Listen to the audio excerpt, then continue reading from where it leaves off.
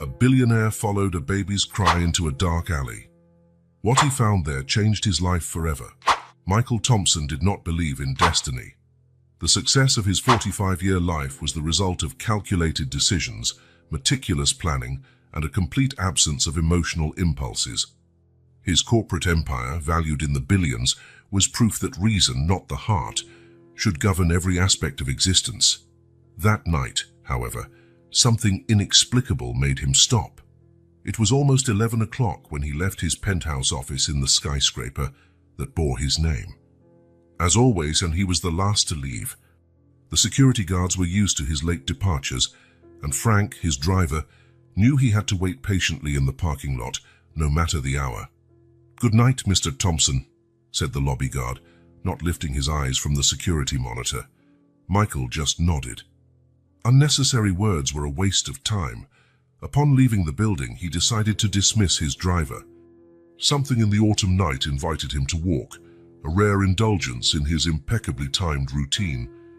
"Take the night off, old Frank," he said on the phone. "I'm going to walk for a bit."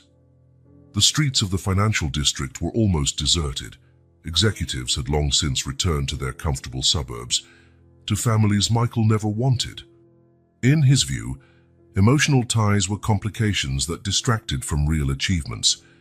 He adjusted his tie as he walked, his Italian shoes crushing dry leaves on the sidewalk. The cold autumn wind rustled his overcoat.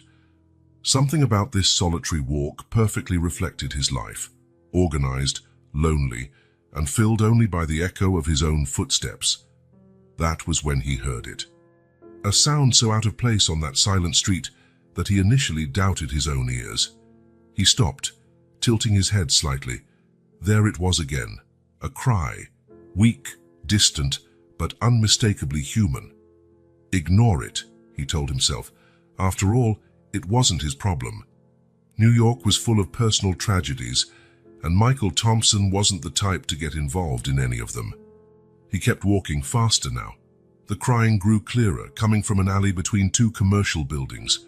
Michael sped up, determined to walk right past. 3 steps later, he stopped. Something about that cry, fragile, desperate, abandoned, reached a part of Michael he didn't even know still existed. A long-buried memory of a 4-year-old boy crying alone in a cold orphanage room. "Damn it," he muttered, pivoting on his heels. Entering the dark alley, Michael turned on his phone's flashlight. The beam revealed the typical scene of an urban alley. Trash cans, broken bottles, soggy newspapers, nothing out of the ordinary. But the crying continued. He moved forward, the sound guiding him toward a pile of discarded boxes. Carefully, he moved them aside, the phone's light illuminating what lay behind. Shock hit him like a punch. A baby, wrapped in dirty blankets, left among cardboard boxes like garbage.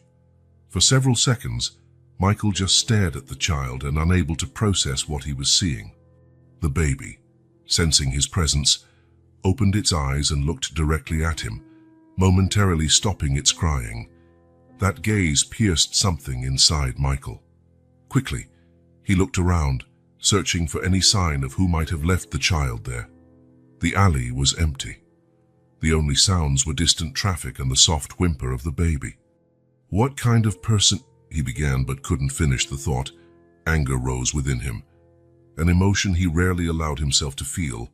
He picked up his phone again, ready to dial 911. It was the logical procedure. Social services would come, take the child, and Michael could continue his life as if nothing had happened. His finger hovered over the call button. The baby cried again, a sound so small and desperate that it echoed in Michael's chest like thunder. Images of his own childhood flooded his mind. The cold institutions, distant caregivers, the crushing loneliness of being nobody to anyone. Before he could rationalize his actions, Michael put the phone away. He leaned down and carefully picked up the tiny bundle. The baby was surprisingly light, warm against the night's chill. "It's okay," he murmured, the words sounding strange in his mouth. "I'm not leaving you here." With the baby secure in his arms, Michael left the alley, walking quickly to the main avenue. He hailed a cab which stopped immediately. "Where to, sir?" asked the driver, eyeing him curiously in the rearview mirror. Michael hesitated only for a second. "Thompson Mansion, Upper East Side," he replied, his voice steadier than he felt. During the ride, the baby calmed down, falling asleep against Michael's chest. Looking at the little face, one question echoed in his mind. What was he doing? He knew nothing about babies. His house wasn't prepared for a child. His life had no space for responsibilities like this, and yet something deep inside him knew he could not hand this child over to the same system that had failed him so many years ago. When the taxi stopped in front of the imposing mansion, Michael paid the driver generously and quickly climbed the entrance steps. His decision was already made, though he couldn't rationally explain why. Mrs. Parker, his longtime housekeeper, answered the door and froze upon seeing the bundle in her employer's arms. "Mr. Thompson, is that a baby?" he answered simply, entering the house. "Found her abandoned in an alley." "My God!" Mrs. Parker exclaimed, covering her mouth with her hands. "Did you call the police?" Michael looked at the sleeping baby, then back at his housekeeper. "No, not yet." And at that moment, Michael Thompson, the billionaire who had never made an impulsive decision in his adult life, who calculated each move with mathematical precision, who avoided emotional connections like a disease, did something completely out of character. He made a decision based purely on instinct. "We'll need a few things for the night. Tomorrow we'll decide what to do." What Michael didn't know as he climbed the stairs with the tiny bundle in his arms was that the cry in the night, that chance encounter in a dark alley, had just completely altered the course of his meticulously planned life. Forever. The Thompson Mansion, usually a monument to order and silence, turned into a hub of frantic activity. Mrs. Parker, recovered from the initial shock, took charge with an efficiency that surprised even Michael. "We need special baby formula, diapers, clean clothes," she listed while carefully examining the child. "And we must check that everything's okay with the little one." "Is it a boy?" asked Michael, realizing he hadn't even checked this basic detail. The housekeeper gently pulled the blanket aside. "A girl," she corrected with a kind smile. "And she seems to be doing all right, given the circumstances." Michael looked at the small creature in his arms, feeling completely out of his element. In business meetings, he was ruthless, decisive. Faced with this tiny human, he was utterly lost. "I'll make some calls," he said, handing the baby to Mrs. Parker. "People in my position must have some sort of privileged access to social services, right?" Mrs. Parker cradled the baby with a naturalness that came from experience. "Perhaps, sir, but it's past midnight, and this little one needs care now."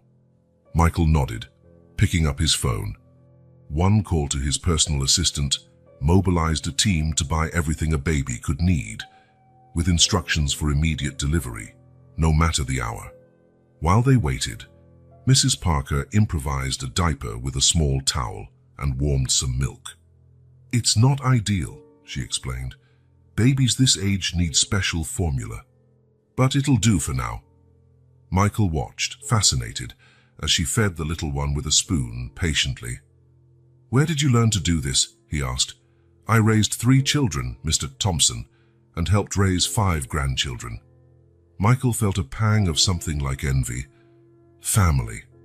Something he had deliberately avoided in his quest for success and control.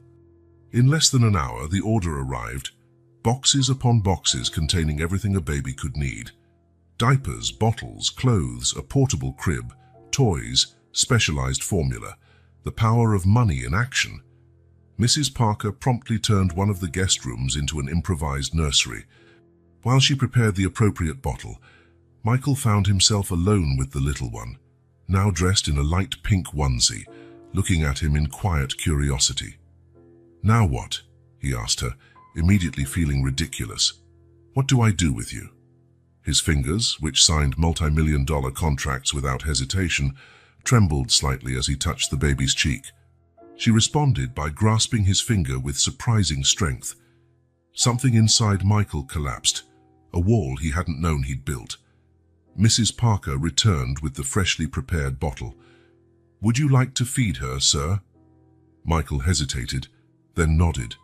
He sat in the armchair while the housekeeper showed him how to hold the baby properly, how to position the bottle. "Not so tilted. That's it. Perfect."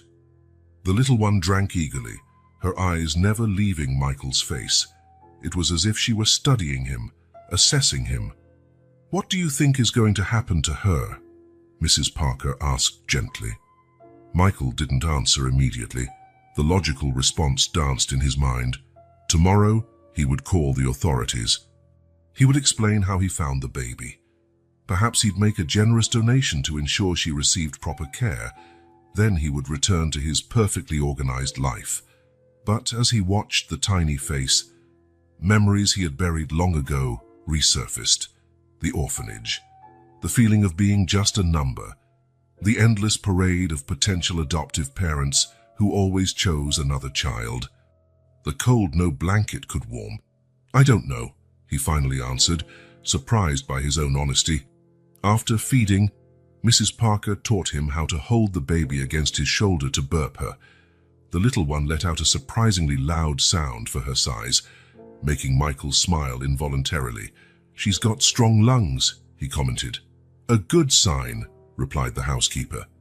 "Do you want me to set up an improvised bed in my room for her tonight?" Michael hesitated again. "No, you can put the portable crib in my room. I'll keep an eye on her." Mrs. Parker couldn't hide her surprise completely, but she merely nodded. "As you wish, sir." While she organized the crib, Michael was left alone with the baby again, who was starting to doze off in his arms. He looked at the small face, now clean and peaceful, and felt something he hadn't experienced since he couldn't remember when. Peace. It was almost 3 in the morning by the time he got ready for bed. The baby was already sleeping soundly in the crib next to his bed. Michael lay down, but sleep didn't come. His mind was occupied with practical and philosophical questions. What should he do? What was the right thing? What would happen if he called the authorities? Would the child go to a loving family, or end up lost in the system, like he had been? He picked up his phone, ready to call Edward Wand, his lawyer. He needed to know the legal implications of his actions. He had removed an abandoned child from the place where he found her. Technically, that could be considered. He couldn't finish the thought. He put the phone aside. He turned toward the sleeping baby. She was so small, so vulnerable. In the space of a few hours, she had become his responsibility. The moment he decided not to leave her in that alley, he had made a commitment. But for how long? Michael Thompson, the man who planned corporate acquisitions years in advance, could not envision what would happen the next day. For the first time in decades, he was navigating without a map. And strangely, it didn't terrify him as much as it should have. In the morning, he decided tomorrow he would think clearly. Tomorrow he would make rational decisions. As he finally drifted off to sleep, Michael realized he was mentally calling the baby the little one. It wasn't a name, just a temporary label, nothing to form attachments. But deep down, he knew it was already too late. Something had changed within him in the darkness of that alley. A door that had been locked for decades was now open, and apparently, one small, unexpected visitor had come to stay. Michael awoke with a start to a sound that had never before echoed in his mansion, the shrill cry of a baby. For a moment, he was disoriented, until the reality of the previous night hit him like a wave. The baby, the alley, his impulsive decision. He looked at the clock, 5:43 a.m. Under normal circumstances, he would have exactly 17 minutes before his alarm rang to start his meticulously timed routine, but nothing was normal now. He got up and approached the makeshift crib. The little one was flailing her arms, her face red from crying so hard. "What is it?" he asked uselessly, as if the baby could answer. The bedroom door opened, and Mrs. Parker entered, already fully dressed and alert, as if she had been waiting for the crying. "She's probably hungry, Mr. Thompson," she explained. reaching out to take the baby. "I'll prepare the bottle." "I'll do it," said Michael, surprising both himself and the housekeeper. "Or rather, show me how." In the kitchen, under Mrs. Parker's patient guidance, Michael learned how to mix the formula at the correct temperature. A man who commanded thousands of employees was now focusing all his attention on measuring the white powder properly and testing it on his wrist. Sitting in the living room with the baby in his arms and the bottle in hand, Michael noticed his phone wouldn't stop vibrating. Messages, emails, meeting notifications. The empire he had built didn't pause because he had found an abandoned child. "Could you hold her for a moment?" he asked Mrs. Parker, handing over the baby after the feeding. "I need to make a few calls." In his office, the gravity of his situation became clear. He had 3 important meetings that day, including the finalization of an acquisition he had worked on for months. He couldn't just vanish, but the thought of handing over the baby to the authorities bothered him deeply. He needed time. Time to think. Time to decide what was best for the child. "Jennifer," he said to his assistant on the phone, "reschedule my agenda. I'll be working from home today." "Sir?" The surprise in her voice was evident. In 5 years, Michael had never worked from home. "It's a personal emergency," he explained briefly, "and schedule an appointment with the best pediatrician in the city for today, if possible." When he returned to the living room, Mrs. Parker was changing the baby's improvised diaper on the sofa, using a towel. "We need a proper place for that," Michael observed, watching the process with a mixture of fascination and apprehension. "And a name," added the housekeeper, smiling at the little one. "We can't keep calling her the baby or the little one forever." Michael hesitated. A name would mean permanence, commitment. "Not yet," he replied. "First, we need to know more about her. Her health, her exact age." A few hours later, they were at Dr. Reynolds's office, a renowned pediatrician who responded to the emergency call of one of the richest men in the city. The doctor thoroughly examined the baby, checking reflexes, growth, and vital signs. "Based on her development, I'd say she's about 5 months old," he concluded. "She's a bit underweight, but nothing alarming. Overall, she's surprisingly healthy." Michael felt an inexplicable sense of relief. "So she's fine?" "Physically, yes," the doctor replied, adjusting his glasses. "Mr. Thompson, I understand the situation is unusual. May I ask how this child ended up in your care?" Michael gave a brief explanation of finding her in the alley, omitting the fact he had not notified any authorities. The doctor nodded, his expression hard to read. "In such cases, there is a protocol to follow," he said carefully. "The authorities should be notified immediately." "I'm aware," Michael replied. "My lawyer is taking care of it." It wasn't exactly a lie. He had a meeting scheduled with Edward that afternoon, precisely to discuss the legal situation. Back at the mansion, Michael tried to balance his work with caring for the baby.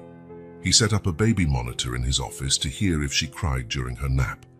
Between contract reviews, he answered emails while holding the little one in his lap. During a teleconference, he kept his microphone on mute while gently rocking the baby when she started getting restless. It was an exhausting and inefficient juggling act. When Edward Morris arrived for the meeting, he found a Michael Thompson who barely resembled the impeccable, unflappable executive he had known for years.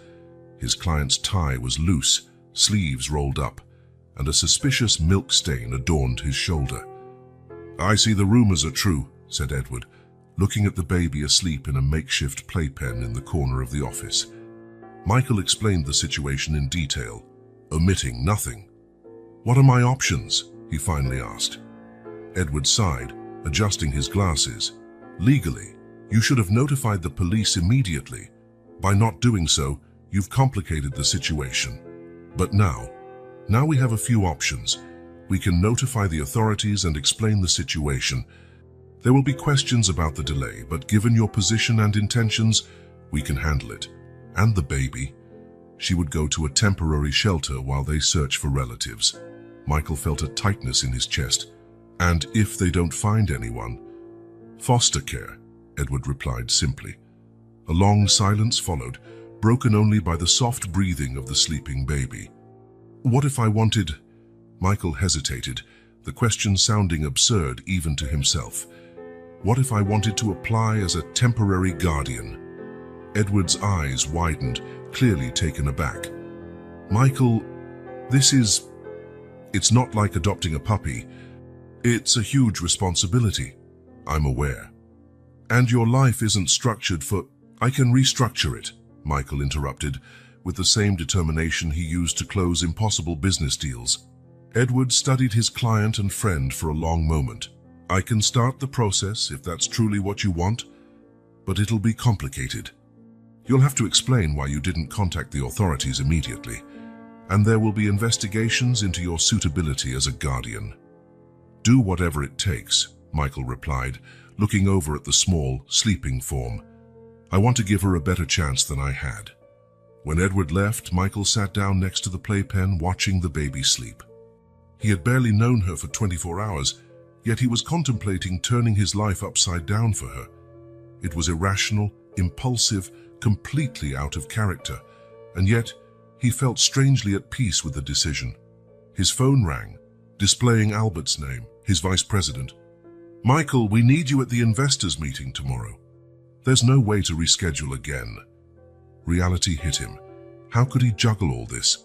The company, the baby, the legal investigations. I'll be there, he promised, hanging up shortly after. He looked again at the little one and then at Mrs. Parker, who had quietly entered the room. We need help, he finally admitted. More than just yours, although you've been wonderful. A nanny, suggested the housekeeper. Yes, Michael agreed. Someone experienced, trustworthy, available immediately.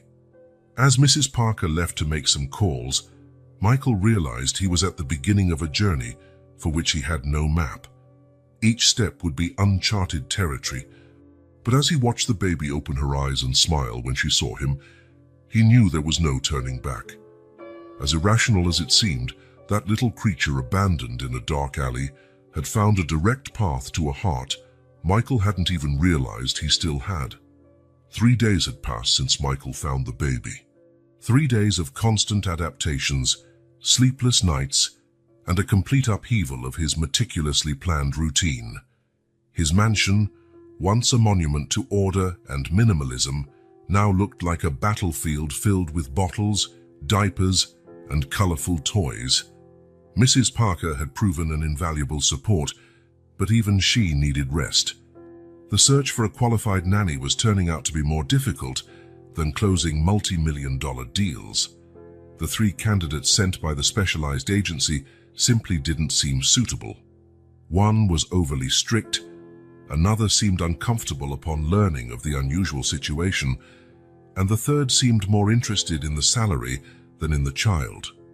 We need someone special, Michael told Mrs. Parker as he tried to answer emails with the baby asleep in his lap.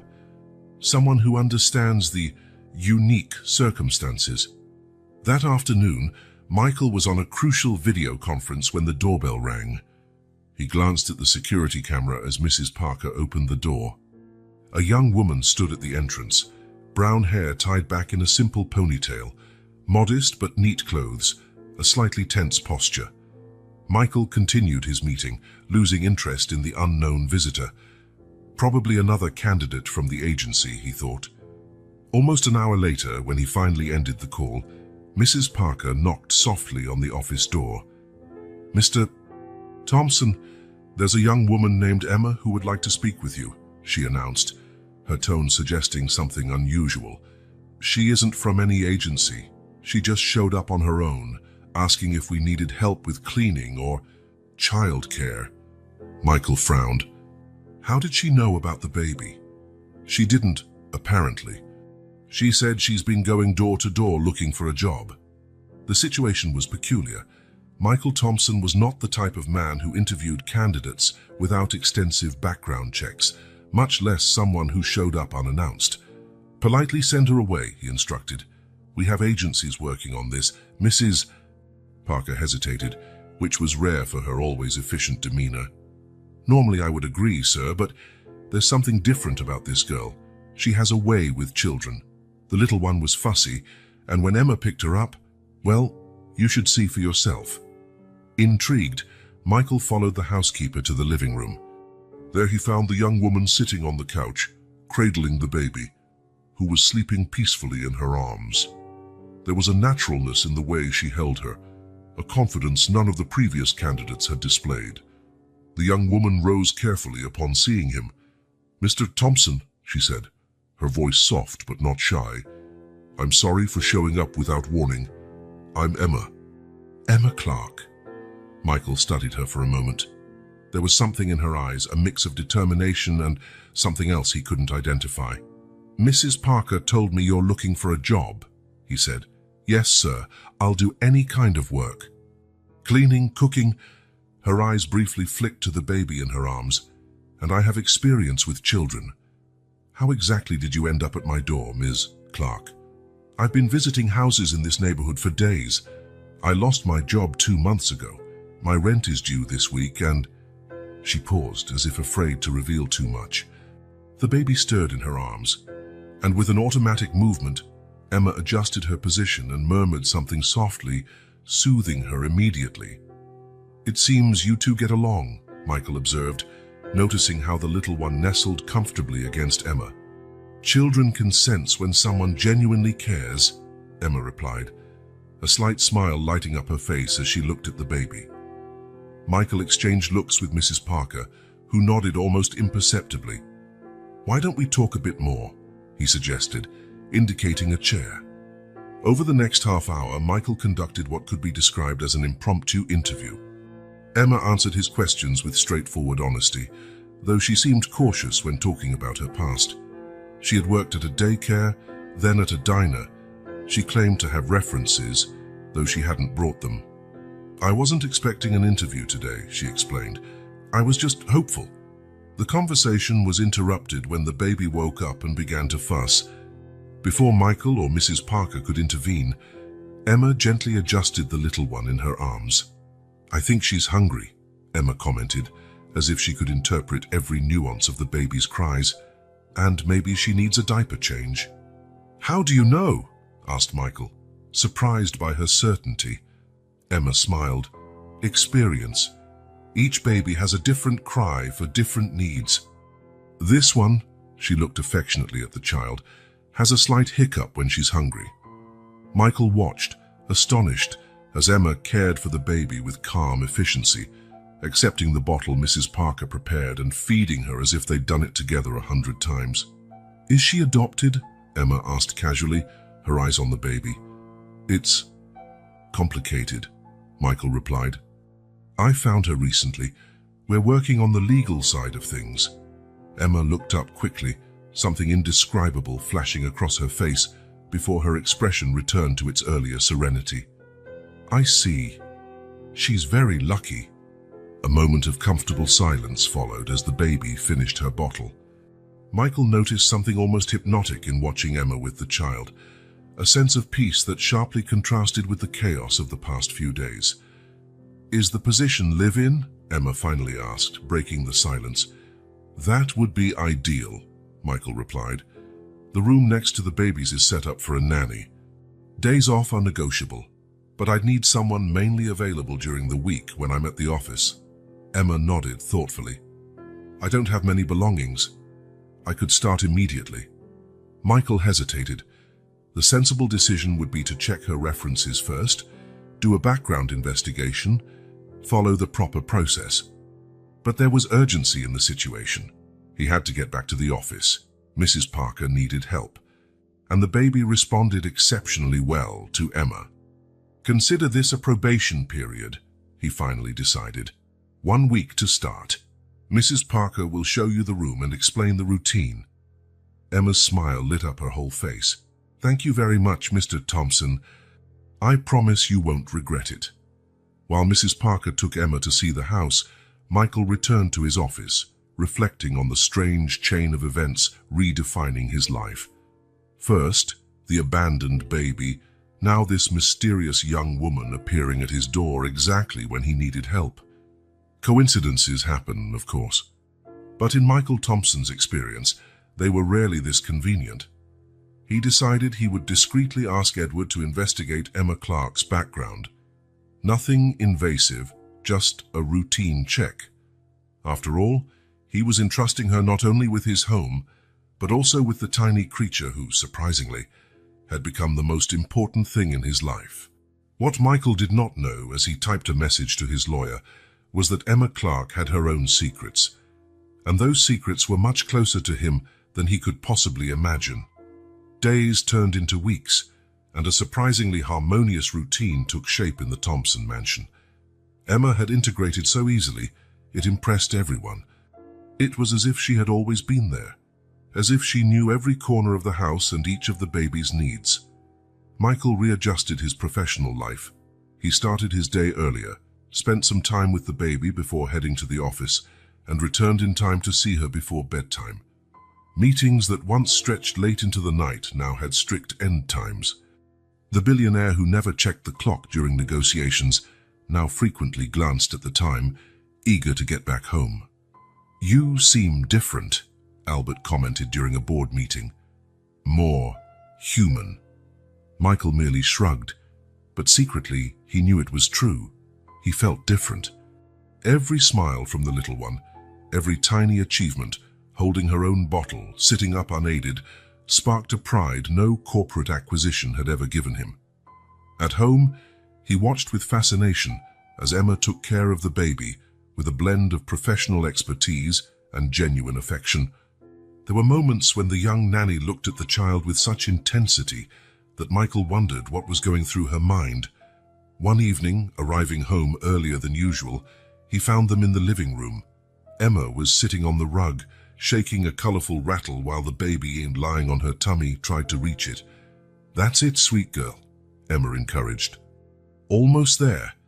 Michael hovered in the doorway, not wanting to interrupt the moment.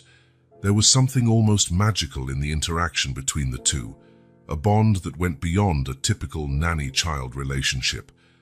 The little one finally managed to scoot forward a bit and grab the rattle, shaking it triumphantly. Emma clapped enthusiastically. "Did you see that?" she exclaimed, finally noticing Michael's presence. "She's starting to crawl." Michael stepped into the room, kneeling on the rug beside them. "Really?" he asked, looking at the baby, who now happily chewed on the rattle. "Yes, it's a big developmental milestone," Emma explained, her eyes shining with pride. "Soon she'll be crawling all over the house. We'll have to child-proof the outlets," Michael noted automatically. Emma looked at him with an expression he couldn't quite interpret, surprise mixed with approval. "I've already installed outlet covers," she said, "and put up baby gates at the stairs. Hope you don't mind." Michael realized Emma was not just caring for the baby, but anticipating her future needs. It was a level of commitment that went beyond professional duty. Over dinner, with the baby asleep, Michael decided to learn more about the young woman who had turned the initial chaos into a manageable routine. "How did you learn so much about babies, Emma?" She seemed momentarily uncomfortable, toying with the food on her plate. "I worked at a daycare for a while, and I've always been good with children." "You have a natural ability," Michael observed. "The little one clearly adores you." Emma smiled, but there was a shadow in her eyes. "She's special. She deserves all the love in the world." A moment of silence passed, and then Michael approached a subject he had been putting off.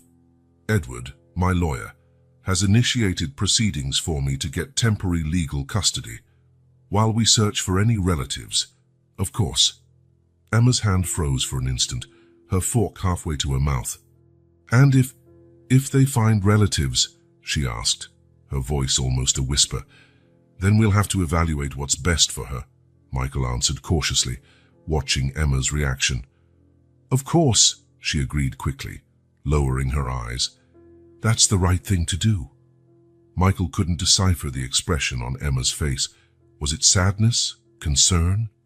There was something more in her reaction than professional worry. He remembered Edward hadn't yet returned with the background check he'd requested. He needed to follow up. After dinner, as had become customary, Michael spent some time with the little one in her room. Emma had just fed her, and now the baby was alert, her large eyes fixed on the colorful mobile hanging above the crib. "I think she's trying to figure out how it works," Emma said from the doorway, smiling. "She'll be a scientist," Michael joked, gently swaying the mobile. "Or an engineer. Or an artist, fascinated by the colors," Emma added, moving closer to stand beside him. For a moment, the three of them stood there, as if they were a family. The thought hit Michael with surprising force. He hadn't planned this.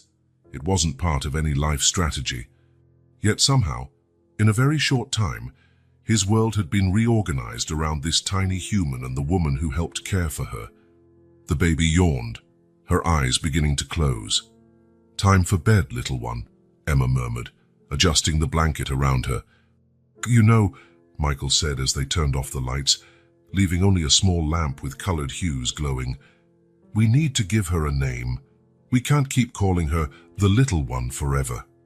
Emma hesitated, biting her lip. "You should choose," she said. "You're the one who's—" She paused, choosing her words carefully. "I'm taking responsibility for her." There was something in the way Emma spoke that stirred Michael's curiosity, a contained emotion, an intensity that seemed out of place for a simple suggestion about names. Later, in his office, Michael finally received a message from Edward about Emma. Preliminary checks revealed nothing alarming. Emma Clark had indeed worked at the daycare she'd mentioned, though for less time than she'd stated. Her earlier records were sparse, with some undocumented periods. Nothing criminal, just gaps. Michael felt both relieved and intrigued. Emma was clearly good at her job. The little one was thriving under her care, but there was something in her story that didn't fully add up. Walking past the baby's room before bed, Michael heard Emma's soft voice singing a lullaby. He paused to listen, not wanting to interrupt. There was a raw emotion in her voice, something deeply personal that made him feel almost like an intruder. When the song ended, he stepped away quietly. Whatever mystery surrounded Emma Clark, one thing was certain. She loved that child. And for now, that was enough. As he got ready for bed, Michael reflected on how much his life had changed in such a short time. The man who lived only for work now found himself thinking about baby names, weekend plans, and small moments of shared joy. And for the first time in many years, the silent, immaculate mansion that had always been just a place to sleep began to feel like a home. A month had passed since Emma arrived at the Thompson mansion. Spring was beginning to emerge in the well-tended gardens, bringing flowers and a milder climate. The little one was noticeably growing each week, her round face more expressive, her movements more coordinated. Michael had finally found a balance between his professional and personal life. Although Albert and other company executives expressed concern over his punctual departures and occasional remote work, the financial results remained impeccable. The Thompson empire continued to thrive, even with its founder splitting his attention. But not everything was perfectly calm in Michael's mind. One morning, getting up earlier than usual for breakfast, Michael heard Emma's voice coming from the living room. She spoke softly, likely assuming she was alone with the baby. He approached quietly, not wanting to interrupt. "You're getting so big," Emma was saying, her voice filled with emotion. "So beautiful, exactly how I imagined you would be." There was something in the intimacy of those words that made Michael pause. It wasn't just the usual affection of a dedicated nanny. It was deeper, more personal, as if there were a bond that existed before their time together. When he finally entered the room, Emma quickly changed her expression, adopting her usual professional demeanor. "Good morning, Mr. Thompson," she greeted him, adjusting the baby in her arms. "You're up early today." "I have an important meeting," he replied, watching her more closely than usual. "Are you two all right?" "Perfectly fine," Emma smiled. but there was something in her eyes that didn't match her casual tone, a glint of guilt, anxiety. In the following days, Michael began to notice other peculiar behaviors. How Emma always avoided talking about her past, changing the subject when asked about her family or childhood. How she grew tense when visitors arrived at the mansion, as if hiding with the baby in another room. One afternoon, while working in his home office, Michael glanced out the window to see Emma walking through the garden with the little one. When she thought she was alone, the young woman held the baby differently, more intimately, more possessively. At one point, he saw her take something out of her pocket, look at it briefly, then put it away, wiping what looked like tears. Over dinner, Michael tried again to learn more about the nanny's past. "You mentioned growing up in the countryside. Which town exactly?" Emma hesitated, her hand pausing momentarily over her glass of water. "A small town. You've probably never heard of it," she replied vaguely. "There's nothing interesting about it, believe me. Do you still have family there?" "No," she answered quickly, maybe too quickly. "I'd rather not talk about it if you don't mind." Michael respected her wish, but her constant evasiveness only increased his suspicions. What secrets was Emma hiding that made her so reluctant to share even the most basic details of her life? The strangest behavior occurred when the baby, sitting in her high chair while Emma prepared her mashed food, made a clear, distinct sound. "Mama!" Time seemed to freeze. Emma dropped the spoon she was holding, her face visibly paling. She said, Emma stammered, turning to the little one with a look of shock mingled with something Michael could only describe as recognition. "Mama," the baby repeated happily, patting her hands on the high chair tray. "Mama." Michael watched Emma's reaction carefully. She looked like she was struggling to maintain her composure. "It's normal," she finally said, her voice trembling. "Babies babble mama and dada without really understanding the meaning." "Sure," Michael agreed, but the seed of suspicion had already been planted. The intensity of the bond between Emma and the baby became more evident each day. The little one responded to Emma's voice and touch in an almost instinctive way, settling immediately in her arms when fussy, smiling at the first sound of her voice as she entered the room. It was a connection that went beyond a typical nanny-child relationship. There was something almost primal about it, something Michael couldn't explain, and it was starting to unsettle him. One evening, the baby refused to sleep, crying insistently. "Let me try," Michael said, extending his arms to take her from Emma. "She has colic," Emma explained, reluctant to hand over the little one. "I know exactly how to calm her." "I want to learn as well," Michael insisted. "After all, I'm the one who's planning to adopt her." A shadow crossed Emma's face, and for a moment Michael thought she would refuse outright. Finally, she handed over the baby, but remained close, watching nervously and correcting every small move Michael made. "You're not supporting her head properly," she criticized. "And she prefers being rocked like this, not like that." The tension between them mounted, something they hadn't experienced before in their generally harmonious relationship. "Emma," Michael finally said, his voice calm but firm. "I know you care about her, but remember, I'm the one with the legal responsibility here." "I'm sorry," Emma mumbled, stepping back. "I just want what's best for her." Michael then realized something disconcerting. Emma knew things about the baby he had never mentioned, like her peculiar preference for a specific lullaby, how she calmed down when holding a blanket in a certain way, how she disliked the taste of a particular baby food, details Michael only discovered through trial and error, but which Emma seemed to know instinctively. It was as if she had known the baby before coming to work at the mansion. That night, after Emma retired, Michael sat in his office pondering everything he had observed, the constant evasions about her past, the almost maternal connection to the baby, the intense emotional reactions to moments that should be routine for a professional nanny. He picked up his phone and typed a message to Edward and his lawyer. "I need you to investigate Emma Clark. Full background, urgent and discreet." As he hit send, Michael felt a twinge of guilt. Emma had been nothing short of perfect in caring for the little one. The baby was thriving under her attention. Perhaps he was overreacting, seeing mysteries where there were only dedication and compassion. But his intuition, the same that had guided him through countless high-stakes negotiations, told him there was more to Emma's story than she let on. And when it came to the safety and future of the child who had inadvertently become the center of his world, Michael Thompson wasn't about to ignore even the slightest hunch. Michael surveyed the serious faces around the meeting table. The board members eyed him with a mix of concern and disapproval, something he was not used to. Albert, his vice president and longtime friend, spoke up. "Michael, we're concerned about your level of engagement lately," he said, choosing his words carefully. "You've cancelled 3 important meetings in the last month, you've been leaving earlier than usual, and the Tech Solutions acquisition is practically stalled." "The company's numbers are still excellent," Michael replied calmly.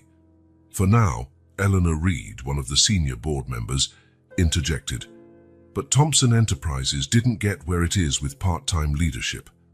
Your personal life seems to be affecting the commitment to the very company you built." Michael felt a wave of irritation. For 20 years, he had dedicated every minute of his life to the company. Now, after just a few weeks of rebalancing his priorities, they were questioning his commitment. "I'm going through a temporary personal reorganization," he explained, keeping his voice neutral. "But rest assured, my commitment to this company remains unwavering." "It's about the child, isn't it?" Eleanor asked bluntly. "Are the rumors that you're trying to adopt a baby true?" Michael hesitated. He wasn't ready to make his situation with the little one public, especially since the legal process was still ongoing. "My personal life isn't on the agenda for this meeting," he finally answered. He left the room feeling torn. On the one hand, he understood the board's concern. On the other, he could no longer imagine a life where work took up his every thought and moment. The little one had changed something fundamental inside him. Arriving home earlier than usual, he found Emma in the living room, reading a children's book to the baby. There was a natural domesticity to the scene that made him pause at the door, observing without announcing his presence. Emma wasn't just reading the book. She was creating different voices for each character, adding dramatic pauses, pointing to the pictures with an enthusiasm that elicited giggles from the child. It was a moment of such deep connection that Michael felt almost like an intruder. "Look who's here," Emma exclaimed when she finally noticed him, her tone shifting subtly. "It's Daddy," she added, speaking to the baby. The term Daddy took Michael by surprise. It was the first time Emma had referred to him that way, and there was something both comforting and unsettling in how naturally she had assumed this familial dynamic.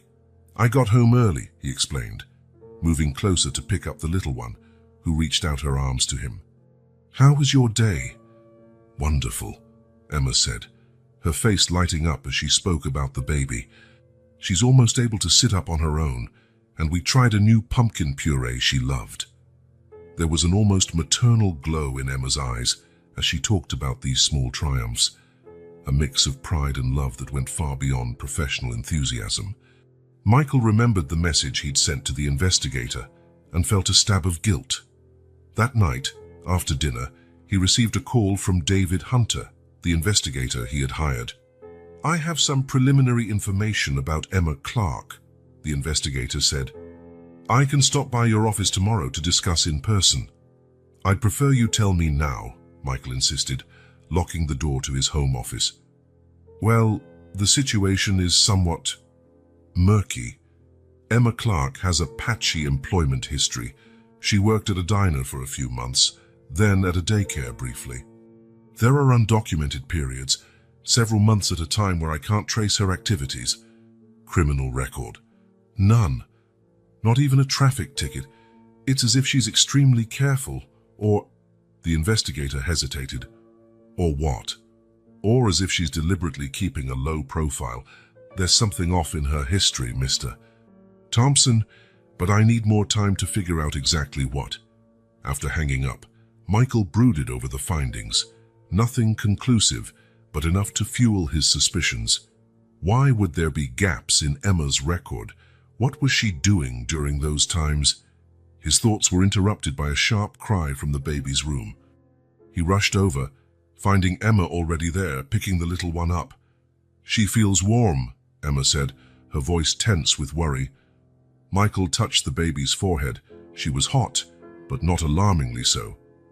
"Seems like a mild fever," he commented, trying to calm Emma, who seemed overly distressed. "We need to monitor her temperature. Babies can get worse quickly," Emma insisted, her eyes fixed on the little one as if she feared something terrible would happen if she looked away for even a second. The intensity of her reaction seemed disproportionate. Michael had seen mild fevers before, and the pediatrician had assured him they were common and rarely serious. "I'll get the thermometer and the fever reducer," he offered. "I already have them ready," Emma replied quickly. "I can recognize the signs. I know exactly what she needs." Michael watched as Emma administered the medicine with expert hands, murmuring soothing words to the baby. There was something almost visceral about her concern, as if the thought of the baby suffering caused her physical pain. For the next few hours, Emma refused to leave the baby's side, checking her temperature obsessively, adjusting blankets, applying cool compresses when needed.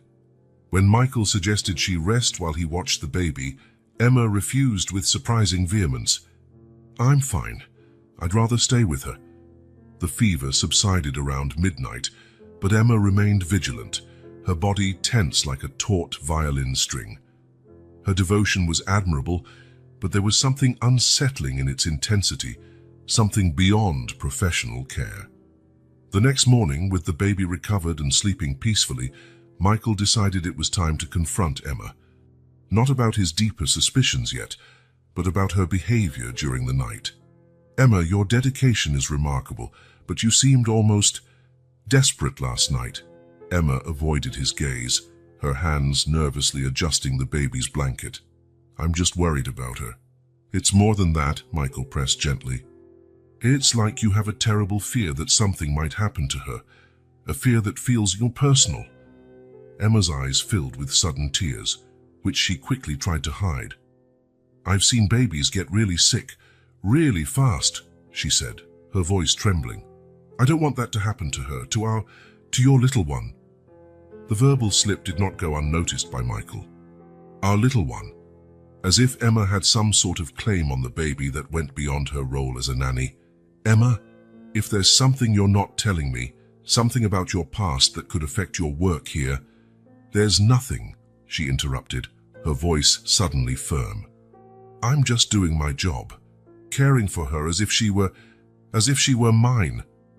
The words hung in the air between them, loaded with a meaning neither was ready to face directly. The tension was palpable, almost suffocating. Michael studied Emma's face, the fear in her eyes, the determination in her jaw, the almost imperceptible trembling of her lips. There was so much she wasn't saying, secrets buried under layers of care and devotion. Should he confront her now? Demand the whole truth? Or keep watching, gathering more information until he was sure of what was really happening? The baby began to whimper softly in the crib, breaking the moment. Emma moved automatically toward her, but Michael held up a hand. "I'll take care of her now," he said, his voice firm. "You need to rest." For a second, Michael thought Emma would protest, even refuse. He saw the conflict in her eyes, the almost physical impulse to reach the baby. Finally, she nodded stiffly and left the room, her shoulders tense as if forcing herself with every step. As he picked the little one up, Michael knew they had reached a turning point. The carefully built harmony of the past few weeks was crumbling under the weight of undisclosed secrets, and sooner or later, those secrets would come to light, no matter how hard Emma tried to hide them. The morning began with an unusual sense of urgency. Michael had to leave early for the office because his meeting with Japanese investors had been moved up. "Sorry to rush out," he told Emma as he straightened his tie. "This negotiation is crucial for our expansion into the Asian market." "Don't worry," Emma replied, gently rocking the baby who had just been fed. "We'll be fine, right, sweet girl?" Michael watched for a moment the ease with which Emma soothed the baby. Despite his growing suspicions, he couldn't deny that she was extraordinary with the little one. "I should be back late this afternoon," he said, leaning in to kiss the baby's forehead. "Call me if there's any problem." Emma nodded, and Michael noticed something in her eyes as she watched him with the baby, a mix of tenderness and sadness he couldn't fully decipher. The meeting was scheduled to start at 9, and traffic promised to be especially heavy that morning. Michael had everything planned. He would leave with enough time, stop by the office to pick up the final proposal documents, and arrive at the hotel where the investors were staying at least 15 minutes early. What he had not planned was realizing halfway to the office that he had forgotten the folder with the original contracts that needed to be signed, documents sitting on his home office desk. "Frank, we need to go back," he told the driver. "I forgot something important." The return trip was quick. Michael calculated he still had enough time as long as he didn't linger. He entered through the side door leading directly to his home office corridor, not wanting to disturb the baby's morning routine. That was when he heard it. Emma's voice from the baby's room, the door slightly ajar, allowing her words to carry clearly. "My love, my treasure," she was saying softly. "You have no idea how long I dreamed of this moment." Michael froze, his hand hovering over his office door handle. There was an intimacy to Emma's words that made him hesitate. "Mommy's back," she continued, her voice thick with emotion. "I'm never leaving you again, never again." The world seemed to stop spinning. Michael felt as though the floor had disappeared beneath his feet. "Mommy." The word echoed in his mind like thunder. Carefully, to avoid making noise, he moved closer to the baby's room door. Through the crack, he saw Emma sitting in the rocking chair, the baby nestled against her chest. Silent tears ran down the young woman's face as she cradled the little one. "It was so hard, my love," she whispered. "But we're together now, in a different way, but together." Realization hit Michael like a physical blow. Emma wasn't just a dedicated nanny, she was the mother, the baby's biological mother, the child he had found abandoned in that dark alley. He stepped back silently, his heart pounding in his chest.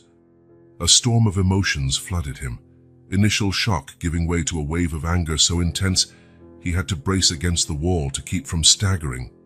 She had lied, planned everything, gotten into his house, close to the child she'd abandoned. Why? For what purpose? Images from the past months flooded his mind, now seen through a completely different lens. Emma showing up by chance at his door, looking for a job.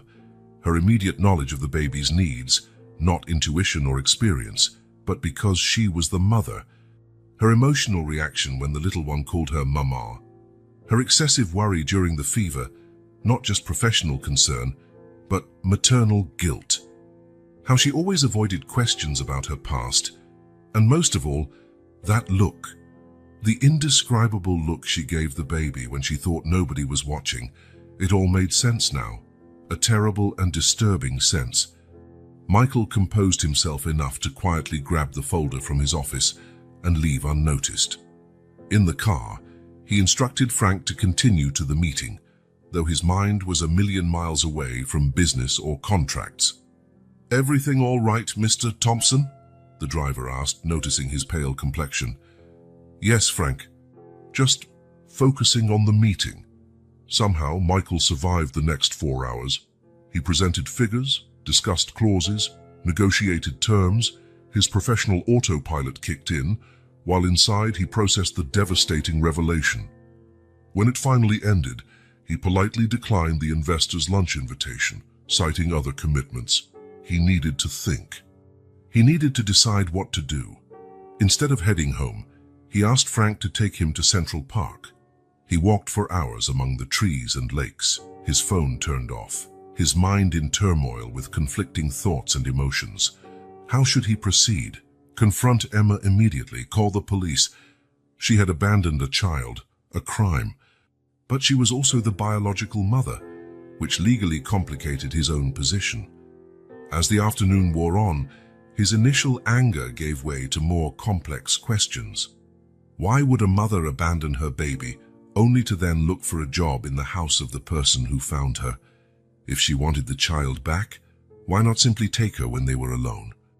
What circumstances would drive a woman to such a desperate act? He recalled Emma's evident devotion, how she took genuine care of the baby. It didn't seem like the behavior of someone who would abandon her child without reason. When the sun began to set, Michael sat on a bench, physically and emotionally exhausted. All the certainties he had built in the last few weeks, about the baby, about Emma, about the future he imagined, were now on shifting sand. But one thing was clear: he could no longer continue living under the same roof with Emma, sharing care of the baby without knowing the entire truth.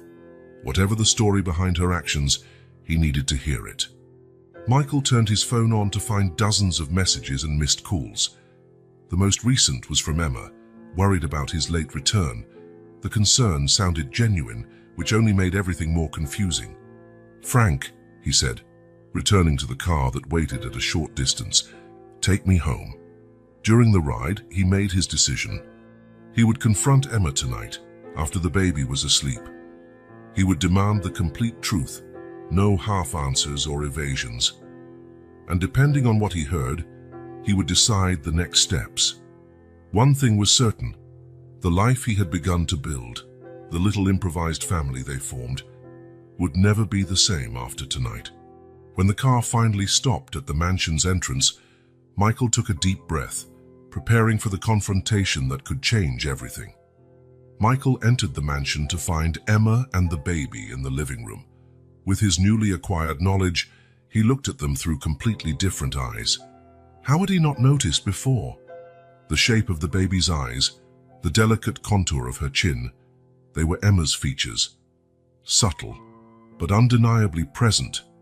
The resemblance was like a hidden code in plain sight, one he was only now able to decode.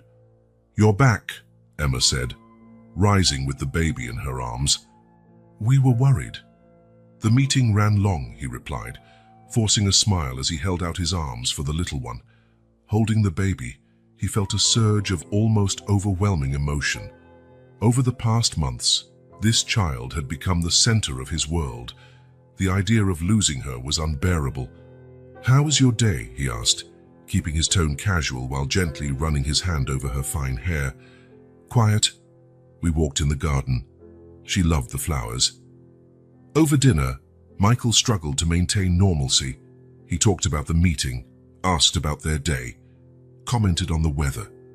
But his gaze kept returning to the baby's features, mentally comparing them to Emma's. Emma, however, seemed to sense something had changed. Her eyes sought his often, her posture more rigid than usual. "Are you all right, Michael?" she finally asked. "You seem worried." "Just tired." "It's been a long day." After Emma left to bathe the baby, Michael locked himself in his office. On his computer, he researched legal rights. What rights did a man who found an abandoned child have versus those of the biological parents? The answers were not reassuring. The law generally favored blood ties. If Emma decided to claim the baby, proving she was the biological mother, her chances would be significant, unless he could prove she was unfit. Abandonment, depending on the circumstances, was not always considered sufficient proof. Later, passing by the baby's room, he saw Emma soothing the little one, who was fussy and crying. "She's a bit cranky today," Emma said, exhaustion evident on her face. "Not sure what's bothering her." "Maybe she senses something different," Michael suggested vaguely. "Babies are sensitive." "Yes, they're like little emotional sponges." Back in his room, Michael spent hours staring at the ceiling, tormented by unanswered questions. What circumstances led Emma to do this? Was there any explanation that could justify her actions? And most importantly, what was best for the little one? The ethical dilemma consumed him. If he confronted Emma, he might trigger a battle that would traumatize everyone. If he didn't, he would continue living with a lie that would grow like a chasm between them. The next morning, tired after almost no sleep, he made his decision. He needed to know the whole story before making any judgment. Finding Emma in the kitchen, he smiled as if nothing were wrong. "I was thinking," he said casually while pouring his coffee, "maybe we could talk tonight. I have some ideas about the little one's future I'd like to discuss with you." "Sure," Emma replied, evident relief in her voice, unaware that this conversation would change everything between them. The next day dawned with a tense atmosphere in the Thompson mansion. Michael had spent another sleepless night, rehearsing in his mind what he would say to Emma, how he would address the truth he'd discovered. Every scenario he imagined ended badly. During breakfast, the silence was almost palpable. The only words exchanged revolved around the baby and daily tasks, short, functional sentences masking the whirlwind of emotions beneath the surface. "She didn't eat well," Emma commented, gently wiping the baby's face. "Maybe another tooth is coming in." Michael replied, watching how Emma checked the baby's gums with the intimate familiarity of a mother, not just a nanny. 3 times that morning, Michael almost broke the facade.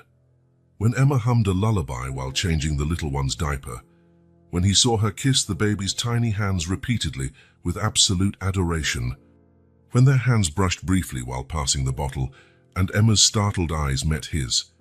But each time, he retreated at the last moment. He needed the right time, the right words. Emma, for her part, seemed to sense that something fundamental had shifted. She kept the baby even closer than usual, almost never letting her out of sight. When Michael offered to feed the little one lunch, Emma rushed in. "I'll do it," she said, her voice betraying a slight panic.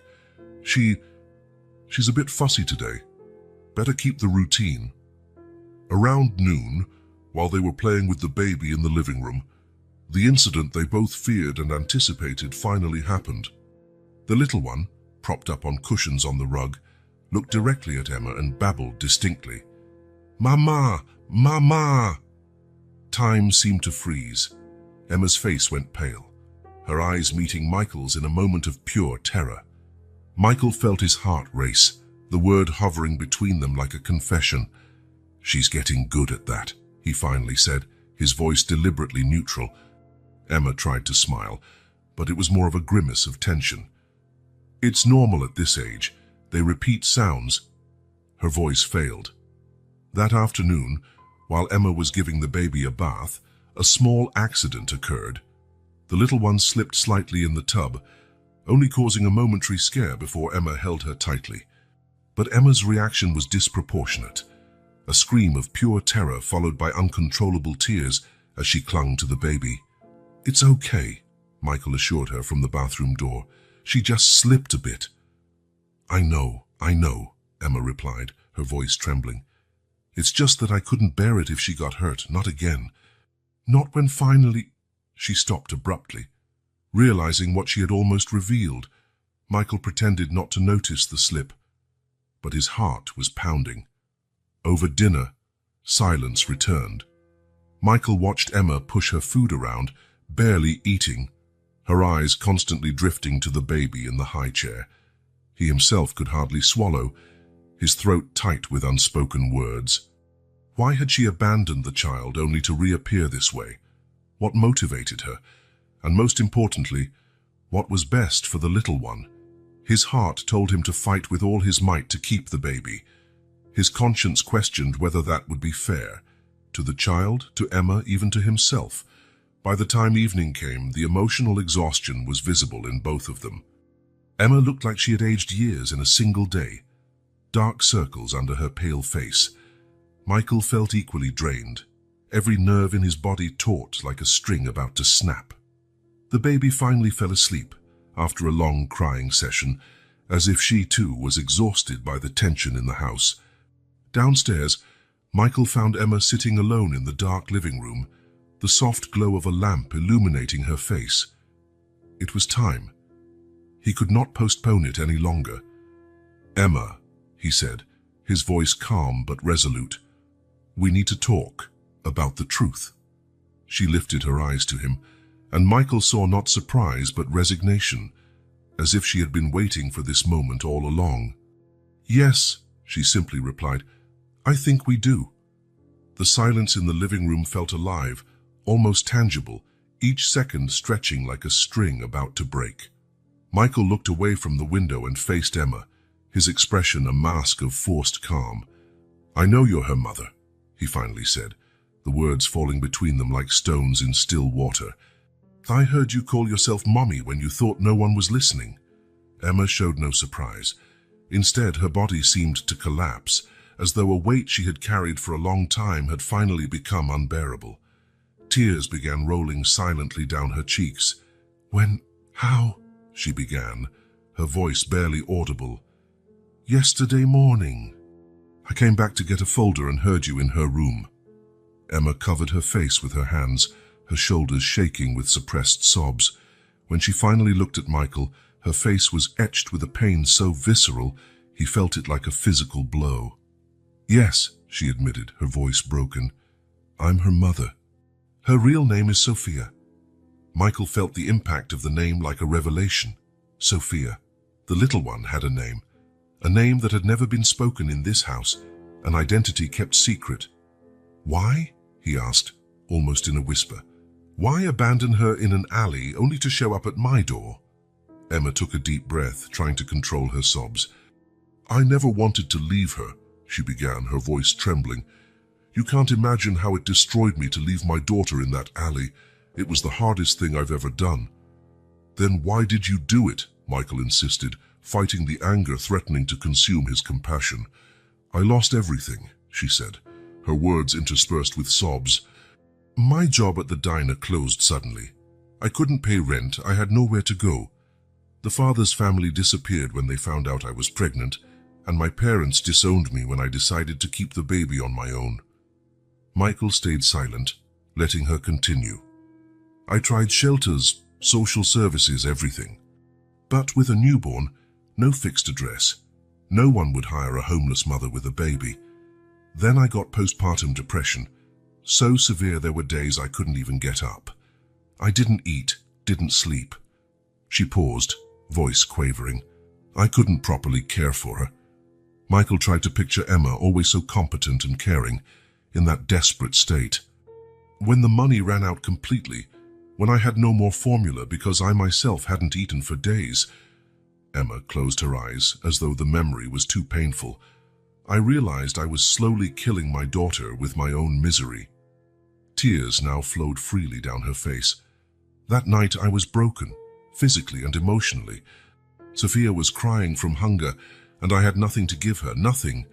I thought she'd have a better chance without me, that someone would find her, someone who could give her what I couldn't."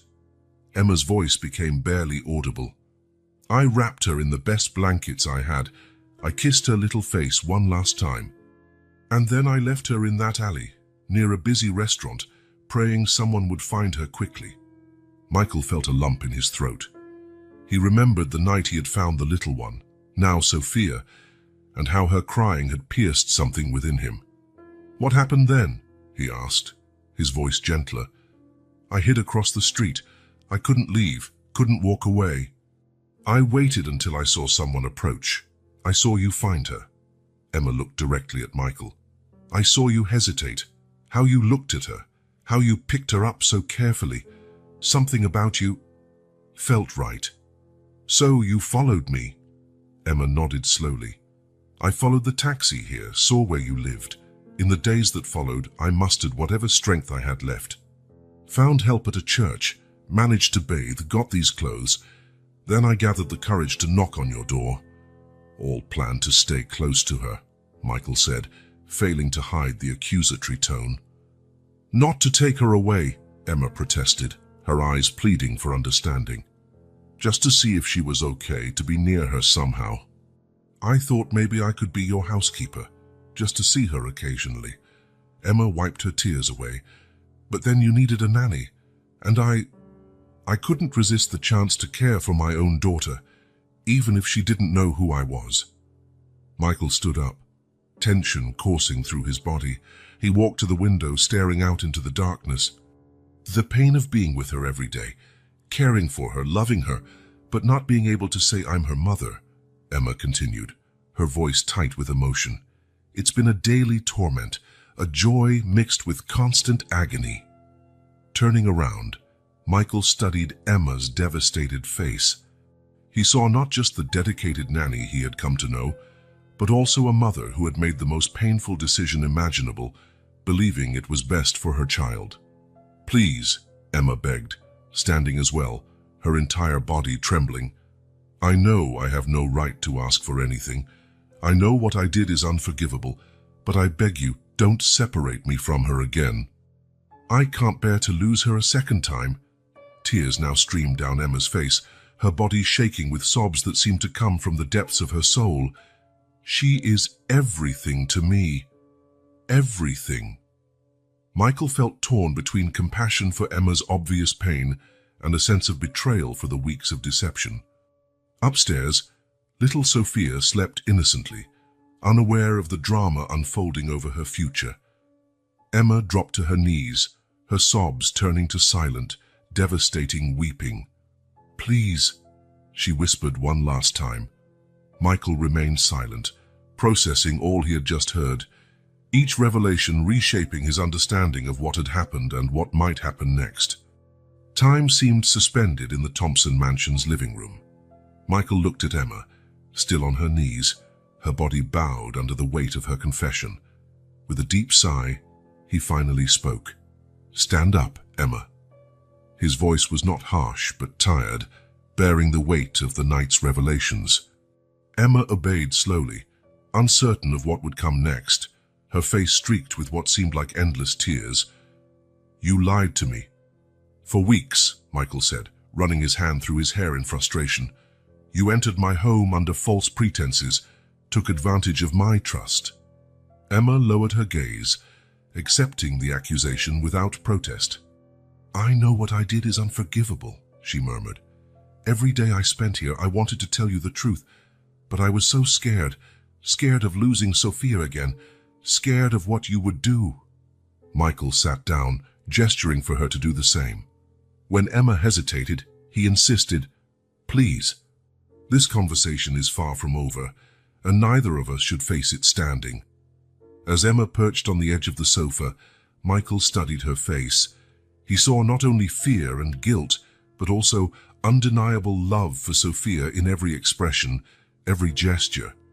It was the same love he himself had begun to feel for the little one. "As much as I want to condemn your actions, I can't ignore the circumstances that led you to them," he finally said. "And I can't deny what I've seen over the past few months, your genuine care, your unconditional love for Sophia." The baby's name still felt strange on his lips, yet somehow right, the name she should have had from the start. Emma wiped away fresh tears with the back of her hand. "After that night, I found help," she continued, her voice steadier now. "A church program for mothers in crisis. I started therapy for the depression, got medication. I was getting better." "Why didn't you seek help before abandoning her?" Michael asked, the question that had haunted him. "I tried," Emma replied, pain evident in her voice. "I called social services, women's shelters, but there were waiting lists, forms, requirements. When you're on the streets with a hungry baby, a promise of help in 2 weeks isn't enough." Michael nodded slowly. He was well aware of how the system failed society's most vulnerable. "In my desperation, I did the unthinkable," Emma continued, her voice breaking once more. "And I'll live with that regret for the rest of my life. But when I saw you with her, when I saw this mansion, the security, everything you could offer, you decided that was best for her," Michael finished. "Yes," Emma answered simply. "But then working here, seeing how you came to love her too, I realized Sophia might have what I never did, not just material comfort, but real love from people who truly care." A thoughtful silence settled between them, no longer tense, but reflective. Outside, the night was calm, the moon partially illuminating the mansion's gardens. "What happens now?" Emma finally asked, her voice almost a whisper. Michael took a deep breath. This was the question that had tormented him all day, ever since he had discovered the truth. What to do? What were his legal options? Most importantly, what was best for Sophia.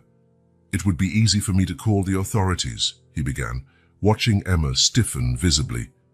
Report the abandonment. Use my influence and resources to fight for custody. Emma closed her eyes as if bracing for a final blow. But who would that serve? Michael continued, his voice softening. Not Sophia, certainly. She'd be dragged through a traumatic legal process, possibly placed in temporary foster care. Not you, who, despite your mistakes, clearly love your daughter, and not me, because despite the hurt and betrayal, I recognize that I love that child too. Emma opened her eyes, stunned by the direction the conversation was taking. What are you suggesting? Stay, Michael said simply. Both of you. Here in the mansion. I don't understand, Emma stammered, her eyes wide with surprise. It's both simple and complicated, Michael explained, a slight smile touching his lips for the first time that night. Sophia deserves her biological mother in her life. You deserve a chance to be her mother openly, without secrets or guilt. And He hesitated. I found I can't imagine my life without that little one now. Are you suggesting we raise Sophia and together? Emma asked, disbelief evident in her voice. Not romantically, if that's what you're thinking, Michael clarified quickly, but as a sort of co-parenting arrangement. You'd keep living here, not as a nanny, but as Sophia's mother. I would be, he searched for the right word, a guardian, a godfather, a father figure in her life. Emma seemed speechless, her hands trembling slightly. Why would you do that? After everything I've done? Because in the last few months, I've learned an important lesson. Family isn't defined solely by blood or legal papers, Michael replied. It's defined by love, commitment, by the desire to do what's best for someone, even when it's hard. Fresh tears rolled down Emma's face, though these now seemed like tears of relief, gratitude, cautious hope. It won't be easy, Michael warned. We'll have to set clear rules, boundaries. We'll need to consult a lawyer to formalize some agreement. And, most importantly, we'll have to learn to trust each other again for Sophia's sake. I'd do anything, Emma said fervently, anything to make this work. Michael held out his hand in a gesture of agreement. Then it's a deal. We'll try, one day at a time. Emma took his offered hand, her grip hesitant at first, then firm. One day at a time, she repeated, a timid smile appearing through her tears. As the mansion's clock struck midnight, a new and unconventional family arrangement began to take shape. A family formed not by planning or tradition, but by extraordinary circumstances, mistakes and forgiveness, and above all, by the shared love for a tiny child who had inadvertently transformed two lonely lives. The future remained uncertain, full of potential challenges and complications. But for the first time in a long while, both Michael and Emma faced it not with fear but with cautious hope, a hope as fragile as the first bud of spring, yet with the potential to grow into something lasting and beautiful. The first few weeks after the revelation were delicate, like a dance between two partners still learning the steps. The Thompson mansion, once a monument to order and predictability, became the stage for a unique social experiment. A solitary billionaire and a single mother trying to raise a child who, in different ways, had saved them both. On a Sunday morning, Michael watched from the kitchen door as Emma prepared Sophia's breakfast. The scene was oddly domestic, Emma humming softly while mixing fruit puree, Sophia in her high chair happily tapping a plastic spoon on the tray. "Can we talk about some formalities?" he asked, finally entering the kitchen. Emma nodded, her expression turning serious. "Edward is drafting the documents," Michael continued, pouring himself some coffee. "A non-traditional shared custody agreement. Legally, I'd be the official guardian, but you'd have full rights as her mother." "That sounds fair," Emma replied, her voice cautious. "What about expenses?" "All basic needs will be covered by me. Housing, food, education, healthcare." Michael paused. "I'll also open an account for you, with a monthly salary." Emma stopped feeding Sophia, her eyes locking with Michael's. "I'm not after your money. It was never about that." "I know," he said softly, "but you're Sophia's mother. You need financial independence, not just for your sake, but for hers." After a moment of consideration, Emma nodded. "Thank you. But I want to contribute too, somehow." Michael smiled faintly. "That brings me to another point. What would you like to do? Professionally, I mean." The question caught Emma off guard. For so long, her only concern had been surviving and reclaiming her daughter. The idea of planning a future felt almost extravagant. I've always wanted to work with children. Maybe something in early childhood education." "We can explore that," Michael suggested. "The Thompson Foundation has an educational scholarship program. Whenever you're ready, of course." The look of gratitude on Emma's face was so intense that Michael felt momentarily uncomfortable. He wasn't used to seeing the direct impact of his wealth on someone's life so closely. As the days went on, they established a routine. Emma remained the primary caregiver during the day, but Michael now participated actively in key moments: breakfast before work, a family dinner, the bath and bedtime rituals. Sophia sensed the change. Her already cheerful personality seemed to bloom even more with the constant attention from the two adults in her life. Her limited vocabulary expanded quickly, adding dada to the already established mama, a development that secretly thrilled Michael, though he tried not to show it. Not everything was harmonious, though.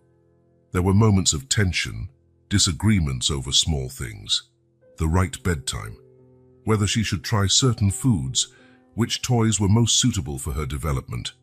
"She's still too young for that," Emma argued one afternoon, holding up a puzzle Michael had brought. "She could swallow the pieces." "It's an educational set, specifically designed for her age," he countered.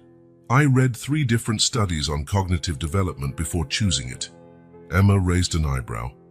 "And I have maternal instinct plus months of direct experience with her."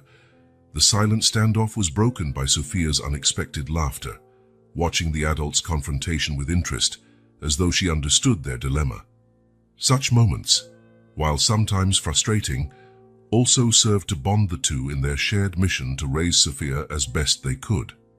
They learned to compromise, to listen, to value the different perspectives each brought to parenting. One particularly rough night, when Sophia refused to sleep and cried inconsolably for hours, Michael found Emma in the hallway outside the nursery, silent tears running down her face. "What's wrong?" he asked, concerned. "Is she sick?" "No," Emma replied, wiping her tears. "I'm just remembering." Michael waited for her to continue. "There were nights like this before, nights she cried and I had nothing to give her. No medicine for a fever, no extra blanket when it was cold, nothing but my empty arms." The raw vulnerability in her confession struck Michael deeply. Without thinking, he placed a comforting hand on her shoulder, the first truly compassionate physical gesture between them. "But now you do. We do. Everything she needs." Emma nodded, a small smile forming amid her tears. "Sometimes it still doesn't feel real. Like I'll wake up and find it was all a dream." "It's not a dream," Michael assured her. "It's just a new beginning." For all of us, these late-night conversations became more frequent. After Sophia fell asleep, they would meet in the living room, sharing tea and stories. Emma talked about her childhood in a conservative religious family who rejected her when she became pregnant out of wedlock. Michael, to his own surprise, opened up about painful memories of the orphanage, foster families, and how he learned early on to trust only himself. "That's why you understood," Emma realized one night, "why you didn't report me right away. You know how the system is." Michael stared into his tea for a moment before answering. "I know what it feels like to belong nowhere. I wouldn't wish that on any child, especially not Sophia." As the weeks turned into months, something unexpected began to happen. Michael, who had always valued his solitude, found himself looking forward to their family moments. Emma, who had lived so long in fear and uncertainty, began to relax, to trust, to plan beyond the next day. And Sophia, The little soul who had inadvertently united these two unlikely partners thrived with a security and joy only a truly loved child could display. One Friday evening, Michael arrived home earlier than usual, bringing a small surprise, a children's star projector. "I thought we could set this up in her room," he explained, almost shyly. "I read that it can help with bedtime routines." Instead of protesting or questioning, as she might have weeks ago, Emma smiled.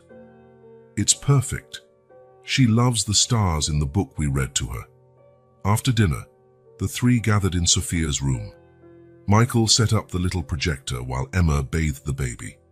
When they finally turned off the lights, the ceiling and walls turned into a softly dancing field of twinkling stars. Sophia, lying in her crib, gazed in wonder at the display above her, her tiny fingers trying to catch the lights. Emma sat in the rocking chair nearby, while Michael stood by the door watching wordlessly. Emma extended her hand, inviting him closer. Hesitant, Michael crossed the room and sat on the arm of the chair. Together, in silence, they watched Sophia drift off under the starry projection, her breathing slowly growing deep and steady. There were no tears, no struggle, just a peaceful calm that seemed to envelop all three of them. In that moment, under the dancing stars, they were simply a family. Not conventional, certainly, not planned or expected, but a family nonetheless. And for the first time since Sophia had come into their lives, both Michael and Emma allowed themselves to believe that maybe, just maybe, this unlikely arrangement could really work. The autumn sun lit up the gardens of the Thompson mansion, where a cheerful group sang "Happy Birthday" to a curly-haired little girl.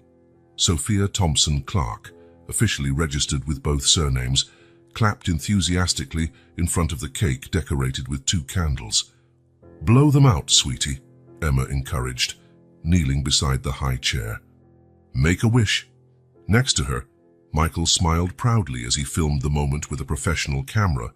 With the help of both adults, Sophia puffed her cheeks and blew out the candles, to the applause of the gathered guests. A year had passed since the night of revelations that changed everything. A year of adjustments, challenges, and surprisingly, of unexpected joys. The mansion, once a symbol of Michael's isolation, now overflowed with life and color. "I thought we should cut the cake inside," suggested Mrs. Parker, who had stayed on with them, now more like a grandmother figure to Sophia than a housekeeper. Michael nodded, and the small group headed to the living room adorned with balloons and colorful banners. Watching Emma help Sophia open gifts, Michael reflected on how much their lives had changed. 6 months after the revelation, he had created the New Beginnings Foundation, dedicated to providing immediate support for single mothers in desperate situations. Inspired by Emma's story, the program offered emergency housing, medical assistance, legal aid, and employment and education opportunities, his way of ensuring no other mother would have to make the impossible choice Emma had faced. Emma, for her part, found renewed purpose, taking an active role in the foundation. Initially hesitant, afraid of judgment and exposure, she gradually gained confidence. Her experiences became her greatest asset. She could speak with an authenticity no well-intentioned consultant ever could. "Michael, you have to see this," Emma called, pulling him from his thoughts. Sophia had received a small toy piano and was already tapping the keys with surprising focus for her age. "I think we have a future musician," he said, kneeling next to them. Sophia looked up and grinned, a smile that still completely disarmed him. "Papa," she exclaimed, holding out the toy. "Play." Michael pressed a few keys, creating a simple tune that made Sophia clap with delight. Over the baby's head, his eyes met Emma's, sharing a moment of silent understanding that had become common between them. Later, after the guests had left and Sophia was finally asleep, exhausted by the day's excitement, Michael and Emma sat on the terrace with glasses of wine, looking out at the now quiet garden. "She seemed really happy today," Emma commented, a soft smile lighting her face. "She's happy every day," Michael replied. She has the love of two people who would give anything for her. What more could a child want? Emma nodded, taking a small sip of her wine. Sometimes I wonder if this is fair to her, this unconventional arrangement. Michael considered the question for a moment. What's conventional-us, really?